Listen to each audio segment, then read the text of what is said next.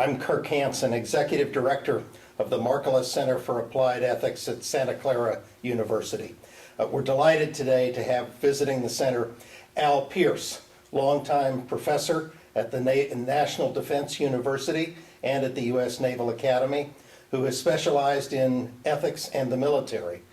And Al has also founded the Center for Ethics at the Naval Academy. Al, it's delightful to have you with us. We'd like to talk about corporate culture, your topic here today. What is a corporate culture? Is it a complex thing? Is it something simple? How do you think about the concept of corporate culture? Well, I think, first of all, organizations, despite their differences, they actually have a lot in common.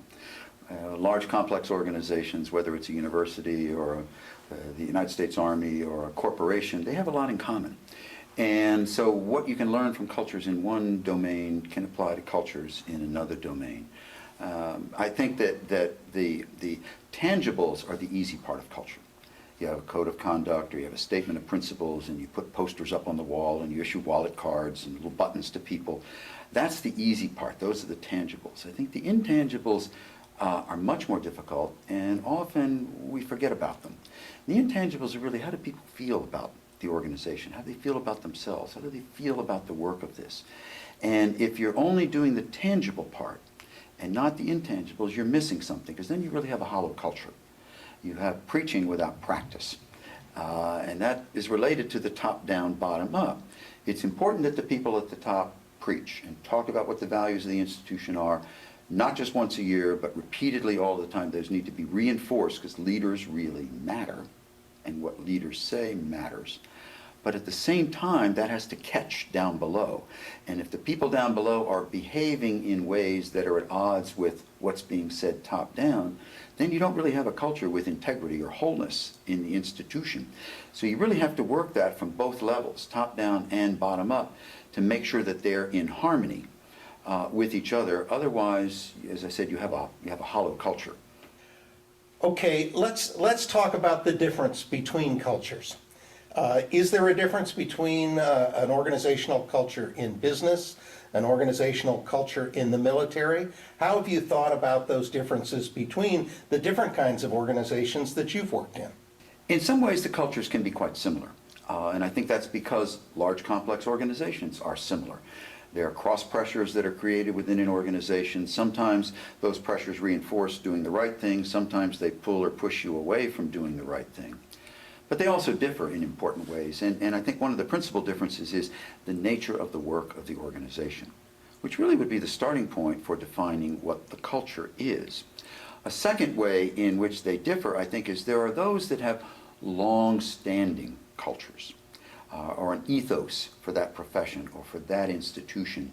Whereas something that's new, that's starting up and doesn't have a tradition, doesn't have a set of values that have been inherited from generation and passed on to generation, it's very hard to make it up, start it from scratch. Okay?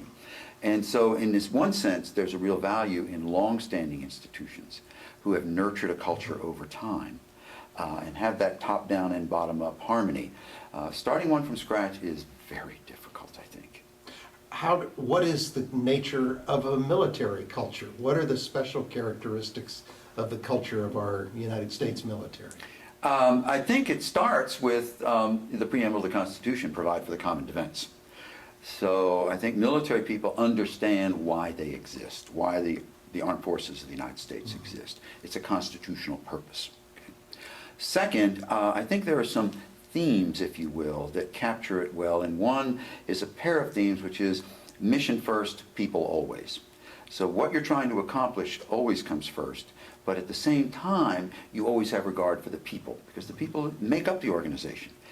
If you're not taking care of the people, you're not going to be able to accomplish the mission. But sometimes you have to sacrifice some of the aspects of what's best for the individuals in order to accomplish the mission. But having a little mantra like that really can help you set your priorities. Mission first, people second. And I think it has to do with the identity. That you, as a military member, you're a public servant. You serve the public. You serve a larger cause. And I think that helps anchor military, the U.S. military, and individual military members in American society, in the American population. That's why they exist. Okay, Al, now the $64,000 question. Can you change corporate cultures? There are certainly cultures that are not perfect, cultures that need substantial change. Can you change one, or do you have to fall back on creating a new organization every time you want an organization that has a substantially different culture? I'd split a hair with one of the things you said. I think no culture is perfect. And so the challenge, I think, for leaders is to continually strive for doing better, to make things better along the way. Otherwise, complacency sets in. And we think we're very good at what we do, and then we don't think we need to change, okay? You put your finger, I think, on what's one of the most difficult things, which is changing a culture.